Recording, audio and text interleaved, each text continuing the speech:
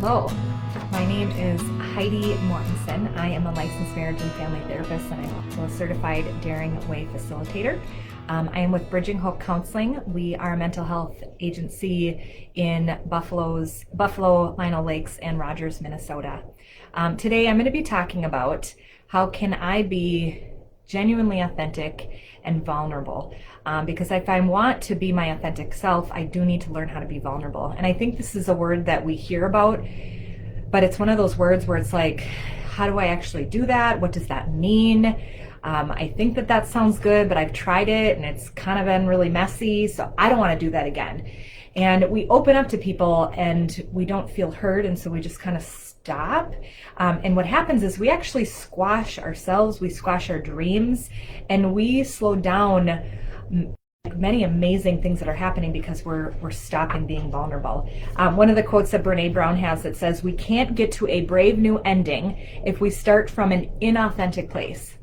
So we have to genuinely just be ourselves and be authentic and be who we're meant to be able to move and be brave. And let's say you have a business you want to start, or there's a friend that you were really wanting to connect with again, or some creative thing that you wanted to do. Maybe you wanted to start painting again, or writing, or singing. There's something that you want to do that's in you. There was a school you wanted to attend, but you don't do it because someone said that's not who you are. Someone said you're too shy. Someone said you can't, that's not who you are. And you start to believe things that people have said over you, that really there's a dream inside of you that's meant to be birthed. And so to be able to get at those things, we have to be able to be vulnerable.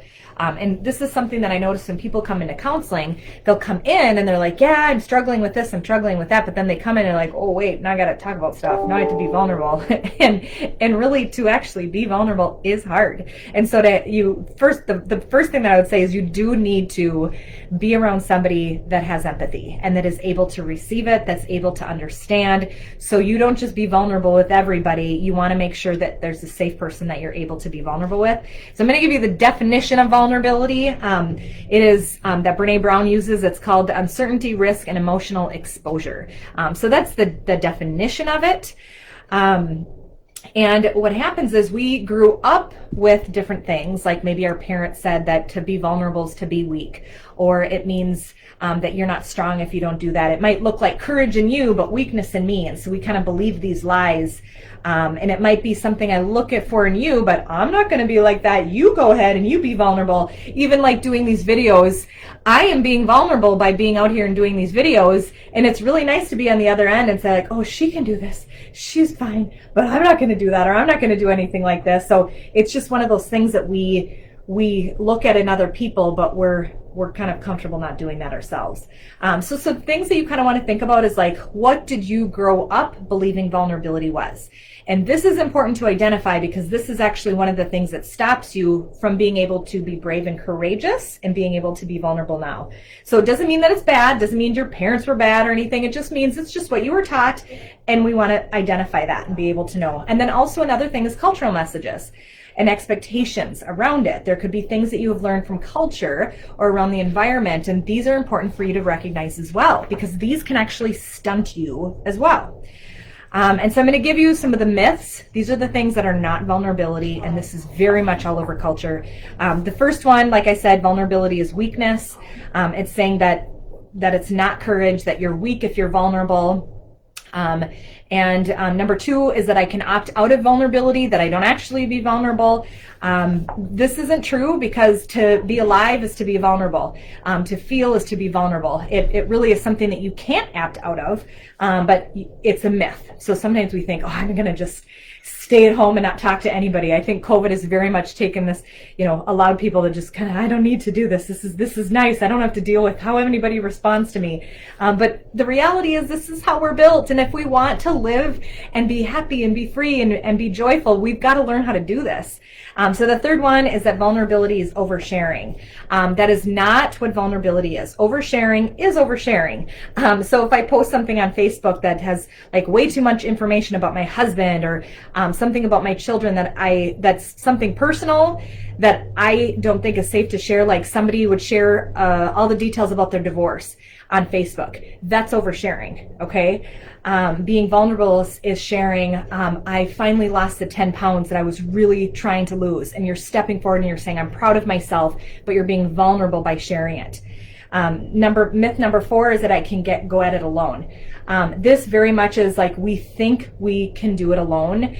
There's that White Snake song that says, here I go to get on my own, going down the only road I've ever known. And so it's like kind of romanticizing culture that we can do this. I can do this alone. But the reality is when we come together with other people, we become more. They actually can pull gold out of you that you didn't even know you had. Like I could pull gold out of you and say that you have an ability that you don't even know that you have, and you are very good at it. Think about the talent that you have. Think about the things that get you going, that really get you excited.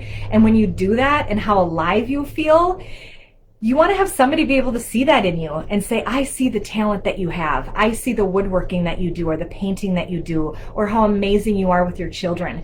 You are so talented. You want people to be able to see that in you, but you're being vulnerable when you're doing those things, or when you're being yourself. And myth number 5 is that you can engineer the uncertainty and discomfort out of vulnerability. So it is science. We can try to do this, but it does not work. Interactions between human, it's going to involve uncertainty, risk, and emotional exposure. And then the myth number 6 is that trust comes before vulnerability. So to be able to be vulnerable, we do need to trust. But we do need to be vulnerable in order to trust. Okay? So they really actually grow together. And to betray one is to destroy both. And so it's important that when you do open up and you are vulnerable, that it is with somebody that you feel safe with, and it's somebody that is going to know how to at least attempt to be empathetic. And to be empathetic means to recognize the emotion, to recognize the excitement that you have, or the sadness that you're feeling, the anger that you have about someone, and that they're able to just say, yeah, I see where you're at. I see that you're struggling with anger. You're super, super excited. I can see that you're excited about this. And that they're able to recognize and be empathetic with you, instead of, well, why did you do that? Or I don't think you should do that. Or I don't know, I don't think you're very good at that. Or why are you so angry? You don't need to be angry. Okay, these are all the not being empathetic. And this is some of what can squash us from being safe to be vulnerable. So here's what we need to understand though, when we step out to be vulnerable and be authentic. You cannot control how people respond to you, but you can control you. You know who you are, and being able to recognize these are these things that I'm dreaming about. So to step out and be vulnerable, one of the other definitions of it, besides emotional exposure, uncertainty, and risk, is to be brave and courageous. So I want you to think about the last time that you did something brave. And when you think about it, what role did vulnerability play? So one of our, I've got an example for you. I got many examples. At one of our staff meetings, I basically apologized to anybody for mistakes that had been made in the company and that they took on themselves, and I took it on myself. As an owner of a company, I'm the one that the buck stops with. And so I basically took the blame, and I was super vulnerable and said, I'm sorry if there have been times in the past that there's been a mistake that's been made and you took it on and thought it was something that was your fault. Because if there is something that's not going right in processes or structure, whatever going on in the company, it comes back to the owner, it comes back to the management. And I took full responsibility and ownership for this, and I meant it, and I still mean it.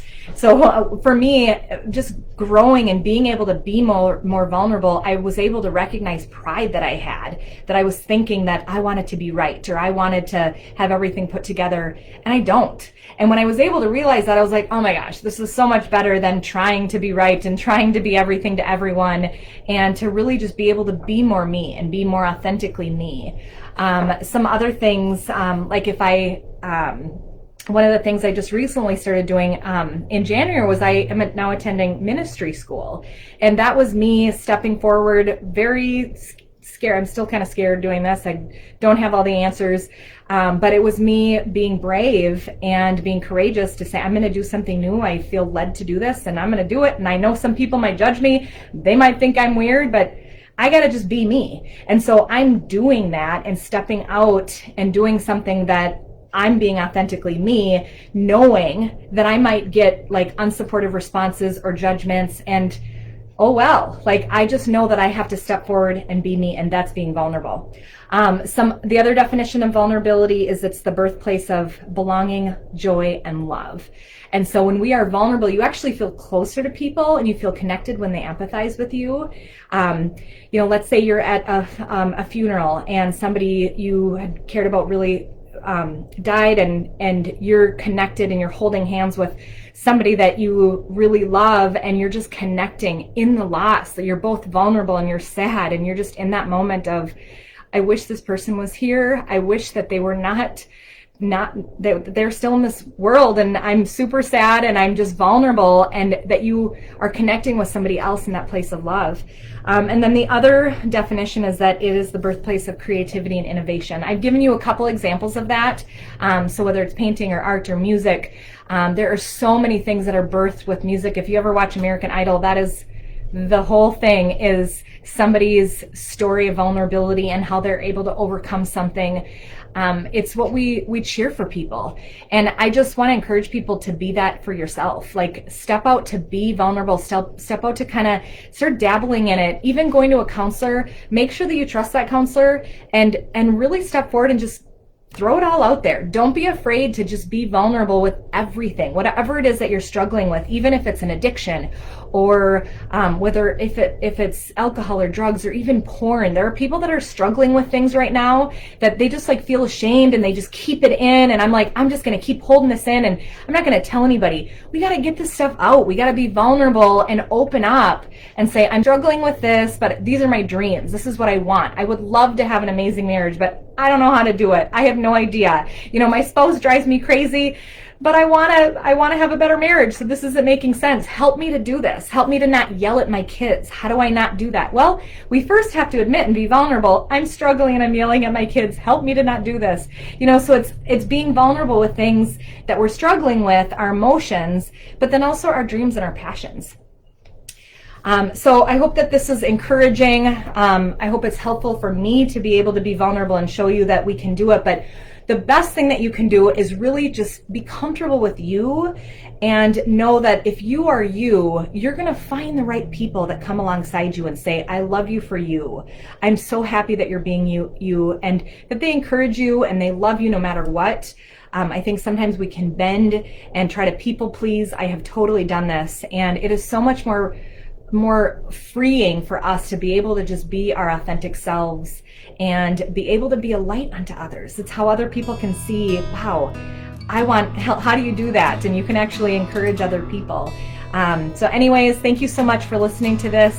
So go and be vulnerable and be authentic.